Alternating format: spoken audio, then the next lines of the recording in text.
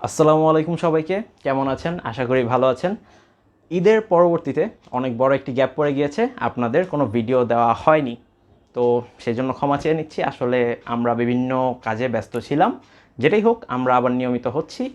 আর আজকে যে এপিসোডটি, এটি হচ্ছে গুগল শিটের একটি স্পেশাল এপিসোড। গুগল শিট আমরা বিভিন্ন সময় অফিসিয়াল কাজ অথবা পার্সোনাল কাজ বিভিন্ন সময় ইউজ করে থাকি, কিন্তু কিছু হিডেন ফিচার আপনারা জানা থাকলে অনেক সহজেই গুগল শিটের অনেক কাজ অনায়াসে করতে পারবেন। সেই কিছু গুগল শিটের বিভিন্ন ট্রিক্স নিয়ে আজকের এই এপিসোডটি। তো কোথাও যাবেন না, ইন্ট্রোর পরে সরাসরি শিটের বিভিন্ন ট্রিক্স দেখব।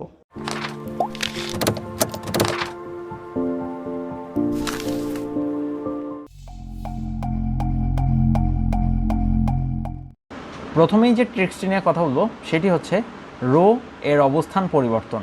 তার আগে বলে নেই, এই যে লম্বা যেগুলো এগুলো হচ্ছে কলাম, আর এই পাশাপাশি যেগুলো এগুলো হচ্ছে রো। তো আমাদের প্রথম যে ট্রিক্সটা সেটা হচ্ছে রো এর অবস্থান চেঞ্জ করব। অর্থাৎ এখানে যে রোটা আছে, এই যে 4 নম্বর রোটা, এটা হয়তো আমরা উপরে নিয়ে যাব বা নিচে নিয়ে আসব। নর্মালি আমরা কি করি? নর্মালি আমরা এটা ধরে কপি করি, দেন অন্য জায়গায় নিয়ে পেস্ট করি, অথবা এখান থেকে কাট করি, দেন এখানে এসে পেস্ট করি। অথবা এখান থেকে যখন কাট করি, আমার হয়তো এটা এখানে দরকার, তখন আমরা কি করি? এখানে একটা ইনসার্ট রো দিয়ে দিই, একটা রো ইনসার্ট করে দেন ওইটা আবার ওইখানে যে পেস্ট করি। নানান ধরনের হ্যাসেল। এখন যে ট্রিক্সটা দেখাবো এটা অনেক ইজিলি আপনি এটা মুভ করতে পারবেন। 4 নম্বর রোটা আমরা নিয়ে যাব 2 নম্বরে, ধরে জাস্ট নিয়ে আসলাম। কি সিম্পল, তাই না?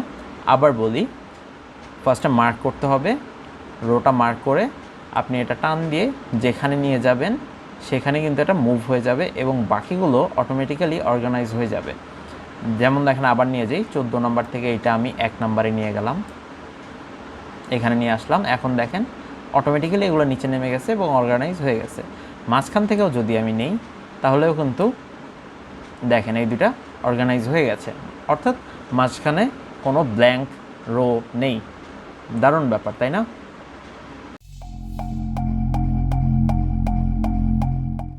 টিপস নাম্বার 2তে আমরা দেখব কিভাবে একটা নতুন শিট খোলা যায়। এখন আপনারা অনেকেই ভাববেন এটা তো অনেক সহজ, গুগল শিটে আসলাম, ফাইলে গেলাম, এখান থেকে নিউ স্প্রেডশিট, একটা নতুন স্প্রেডশিট খুলে গেল। অথবা অনেকে আবার এটা করেন, নিউ ট্যাবে গিয়ে এখান থেকে এখানে কোথায় শিট আছে, এই যে শিট, চাপ দিলাম,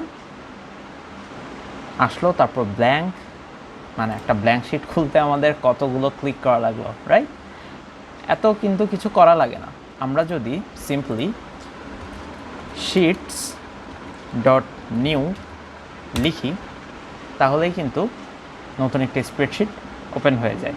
এখন এই একটা নতুন শিট খুলতে যদি আমাদের এত সময় ব্যয় হয় তাহলে বুঝেন কাজ কখন করব।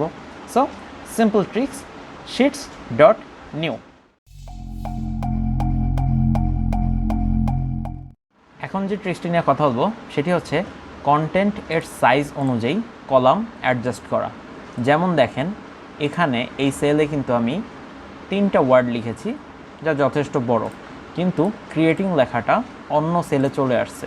এরকম অনেক সময় হয় আমাদের, যেটা তখন আমরা কি করি? সেলটা ধরে সিম্পলি টেনে নিয়ে আসি। এখন আমার তো একটা, তাই এটা কোনো সমস্যা না, একটা একটা করে আমি ছোট বড় করে নিয়ে নিচ্ছি, তাই না? কিন্তু যখন সেল ভর্তি থাকে, অনেকগুলো এখানে আমাদের ইনফরমেশন থাকে, কন্টেন্ট থাকে, তখন কিন্তু এই একটা একটা করে আমাদের কমানো, ছোট বড় করা কিন্তু সহজ ব্যাপার না। আমরা সিম্পলি যেটা করতে পারি, যেই কলামে আমাদের, অর্থাৎ যেই সেলে আমাদের এরকম বাড়তি লেখা আছে, অর্থাৎ যেই কলামে আমাদের বাইরে চলে যাচ্ছে লেখা, আমরা সেই কলামের জাস্ট এখানে, মানে 2 কলামের মাঝখানে এখানে যদি আমরা ডাবল ক্লিক করি, এই যে এই তীর চিহ্নটা আসলে আমরা যদি ডাবল ক্লিক করি তাহলেই দেখুন সিম্পলি কিন্তু এটা অ্যাডজাস্ট হয়ে গেছে, অটোমেটিক্যালি এটা অ্যাডজাস্ট হয়ে গেছে। আমি যদি আবারও দেখাই, এইটা এই সাইজের ছিল, ধরেন যখন এরকম কোনো একটা সাইজ বেশি হয়ে যাবে লেখা, আমরা যদি এই সেলের, এই 2 সেলের মাঝখানে এইখানে তীর চিহ্নটি রেখে ডাবল ক্লিক করি তাহলেই কিন্তু সেলটি অটোমেটিক্যালি অ্যাডজাস্ট হয়ে গেছে, এই পুরো কলামটা অ্যাডজাস্ট হয়ে গেছে এই সেলের লেখা অনুযায়ী, কন্টেন্ট অনুযায়ী সুন্দর করে অ্যাডজাস্ট হয়ে গেছে। তো কষ্ট করে বারবার একটা একটা করে টেনে টেনে এটা আসলে অ্যাডজাস্ট করতে হবে না, খুবই সিম্পলি এটা অ্যাডজাস্ট করা যায়। এখন যে ট্রিক্সটি নিয়ে কথা বলবো সেটা কিন্তু খুবই ইন্টারেস্টিং। আমরা যে কোনো লেখাকে লিঙ্কে পরিণত করব, অর্থাৎ লেখাটা হাইলাইট হয়ে থাকবে একটি লিঙ্ক হিসেবে, যেখানে ক্লিক করলে আমরা একটি লিঙ্কে চলে যাব।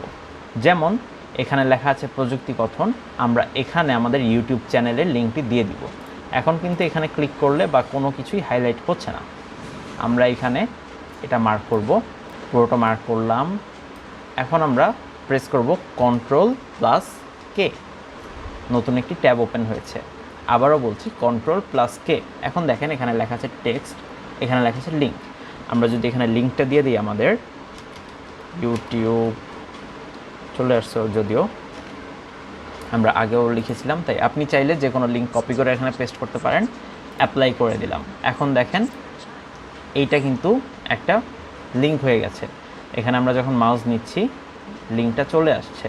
সো আমরা যদি এখানে ক্লিক করি তাহলে কিন্তু আমাদের চ্যানেলে সরাসরি চলে যাচ্ছে। তো লিঙ্কে ক্লিক করে সরাসরি আমরা আমাদের চ্যানেলে চলে আসলাম। এরকম তো আপনি এভাবে করে যে কোনো লিঙ্ক দিতে পারেন, যে কোনো লেখার উপরে। একটা ওয়ার্ড হতে পারে, দুইটা ওয়ার্ডও হতে পারে, যত ইচ্ছা ওয়ার্ড হতে পারে। যে কোনো কিছুতে আপনি জাস্ট মার্ক করবেন, দেন Ctrl+K। তারপরে এখানে আপনি যে কোনো লিঙ্ক, আপনার যেই লিঙ্ক দরকার, facebook.com দিয়ে দিই। দেখেন এখন কিন্তু এটা facebook.com হয়ে গেছে। এখানে চাপ দিলে ফেসবুকে চলে যাবে। খুব মজার একটা বিষয়, তাই না? আমরা কিন্তু সহজেই এরকম লিঙ্ক করে দিতে পারি কোনো এক্সেলে, আমাদের যদি কোনো কিছু দরকার থাকে। তো এই ছিল আজকের মতো ভিডিও। কেমন লাগলো অবশ্যই জানাবেন। আর গুগল শিটের যেসব পয়েন্ট আমি বললাম, এগুলো কি আপনাদের কোনো কাজে লাগছে কি না, বা আপনারা আগে থেকেই জানতেন কি না, অবশ্যই কমেন্ট করে জানাতে ভুলবেন না। আশা করি অনেক নতুন কিছু জেনেছেন।